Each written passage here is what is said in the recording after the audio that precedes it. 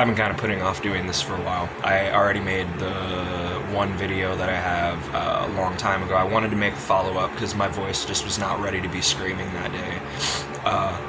But yeah, just kind of on a whim, decided like if I keep putting it off, I'm never going to do it. So yeah, anyways, these are probably going to be a bunch of small videos that are stitched together on my phone.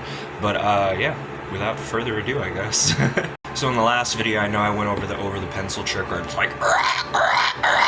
So something that I don't remember if I mentioned in that video, and I'm too lazy to go back and check it, is you don't want to, when you're learning the over the pencil trick, you're going to lead with the sound, so the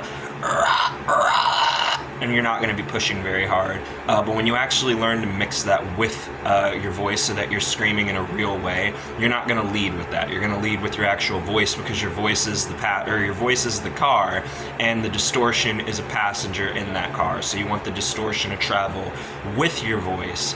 But when you're just trying to get the sound down, you need to get to know the passenger, I guess. So it goes from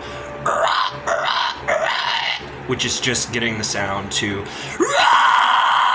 putting your voice into it. Phones got overheated or something, so it stopped recording, but at a good time, because it actually ended my recording at a great time. So anyways, the next thing you would do after learning how to push projection with the distortion being carried with it, so as opposed to how you're going to practice that is, you want to practice, I practiced it this way, slowly, so like, and seeing how hard I can push while still having a distortion without having to push that hard.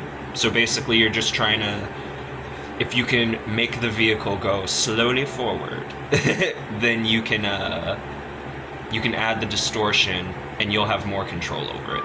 Basically is what I'm trying to say. I probably worded that poorly, but so if you could do like a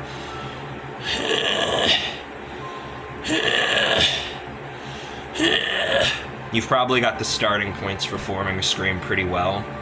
It's just a matter of actually projecting and then your throat being comfortable when you move between your range, so what pitch you're at, and so or kind of go from there.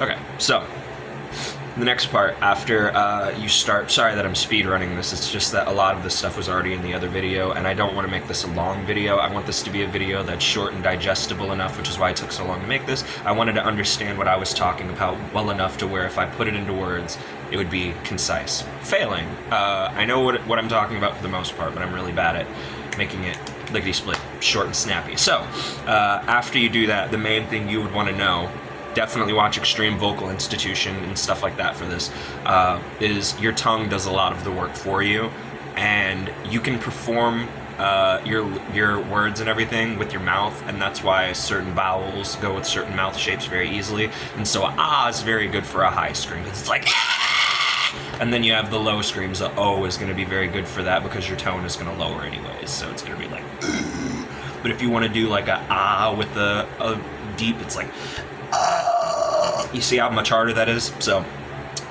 you want to know which words to perform in what way. And if you're going to use your mouth for that, you can form words using your mouth and scream like you're talking if you really want to. Or you can use your throat to perform some of those words, which I actually learned from another vocalist. Well, I'm not a vocalist, I just like doing vocals, but Diamond Dust, I believe, Diamond Dust vocalist, Christian. He told me about the speaking with your throat, and so instead of talking like this and I'm forming the words and using my mouth, I can use my throat, and that's what it sounds like. So there's a difference between what you're going to be doing, and one of them sounds fucking disgusting, and it's great. I love it. So if you want to learn that, yeah. Alright, and this is probably something that I'm not qualified to be teaching anybody, but I know what I'm talking about for the most part, and I can do it for the most part, so, but other people are much better at it than me. There are people who I talk to, they're much better at lows than me. Gutturals, I'm not going to be able to tell you how to do gutturals. The only thing I would say is if you are going to do lows, I'm not very good at them, but if you are, make sure that you're opening all this up, because if you try to congest it, it's not going to come out, compress, it's not going to come out right. So make sure you have an open airway, and that way, if you try to do a low, it's not going to feel like you're super straining, and instead of it being like, and you're like really fucking struggling, it'll be more like, you can hear the air coming out in a stream. I don't really know it cleanly. So that's all I can really offer you for those. Somebody else would be better to teach you gutturals. I'm not very good at them. But when it comes to tunnel screaming and everything, my only word for it, that's how I figured out what the fuck. Dickie Allen, people like that. So that zombie kind of sound, that's mainly using your throat. That's where a lot of it comes from, but not in a like you're trying to scratch your throat. Not that. More like a coughing feel, but not like that. Not that part. When how it feels to like vomit words out.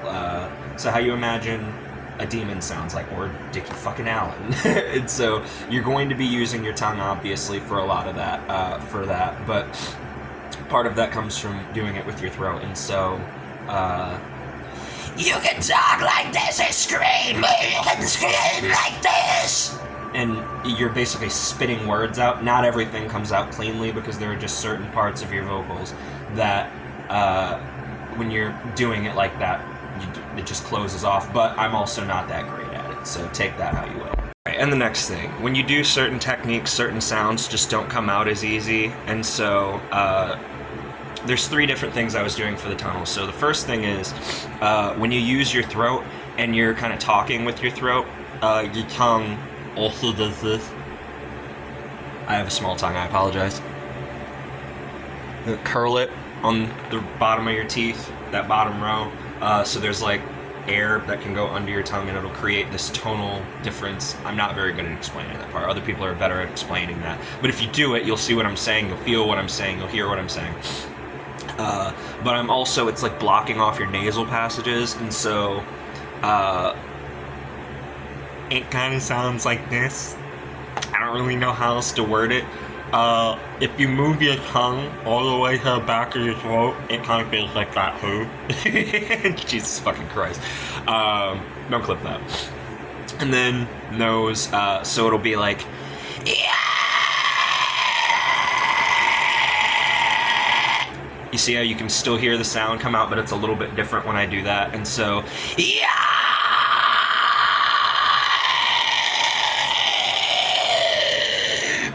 And so, play around with that. Have fun with it. Just make sure that you're projecting properly when you do this, because if you're not, you're going to think you're doing it wrong. It's going to feel like you're doing it wrong, when really what you're probably doing is just trying a little too hard, and that's all it really is. So just calm down, but believe in yourself, you'll get it. All right, so with the nasally thing that I was just doing, where I was talking about the, well, I guess I'm used to talking out of my mouth, I don't know. I said, you know what I meant. So anyways, that can also help change your sound too, depending on what pitch you're going to. Lows, I do it mainly for the tunnel throats, but when you're doing high screams, if you do that, it can change how it sounds and sometimes the pitch. So if I'm just like, yeah! And then I'm like, yeah! It sounds different, obviously, and it goes a little bit higher, but if that's what you want, it sounds a little bit like Attila, but then you can add to that, and so it's like, yeah! Yeah! And you can play with that, and that's probably what's giving a lot of these people that goblin-y effect, because it sounds like it's way up here, which makes it sound like kind of nasty and vile. And then you're speaking with your throat, so you sound vicious, like you're aggressively like throwing these words out. And then a lot of the time I notice that the harder you enunciate, it really gets the point across with that stuff. So like you could say nonsense and it'll probably sound good, just like, my dog went to the park and it found a bone. My dog went to the park and it found a bone. There's nothing hardcore about that, but if somebody told me like that, I might get a dog. You know what I'm saying? The last thing I guess I'll say isn't really a technique per se. It's not really in anything. It's more of an attitude. So if you're doing this, the first thing you're gonna want to, if this bothers you, is you are going to sound dumb. Like you're gonna, when you're first learning it, like think about what you're doing. Like You're literally wanting to, as a human being, get in front of people and then make noises that isn't singing. Like, you're gonna sound stupid trying to learn how to do that. Like, imagine sounding good immediately. Like, life would be so much easier that way, but it's not. So you're gonna have to pay for your screaming by looking stupid and feeling stupid while you learn it. But then you get it, it clicks, and you're like, all that was worth something. It was for something, like I'm getting it. And so, keep that in mind. Second thing is, since that's the case, you shouldn't be afraid to get really into it. And so, be concerned with your neighbors, you know, like, be smart about it. Don't go, like, yelling at people's cats in an alley. But, like, if you're going to practice, don't be afraid of how not good it sounds, because you're gonna keep pulling back more and more because you're almost afraid to hear what it sounds like when you try your best, because if you try your best and you hate it, it'll discourage you. You just need to get over it. Like, it's, at the end of the day, like, if you don't believe in what you would upload, then you're not there yet. And the moment you start to believe in it is probably when you've decided that not everybody's going to be happy with the way it sounds. We are our own worst critics, so we're always going to want to improve. We'll always think that somebody does that particular thing better than us, and we might idolize them.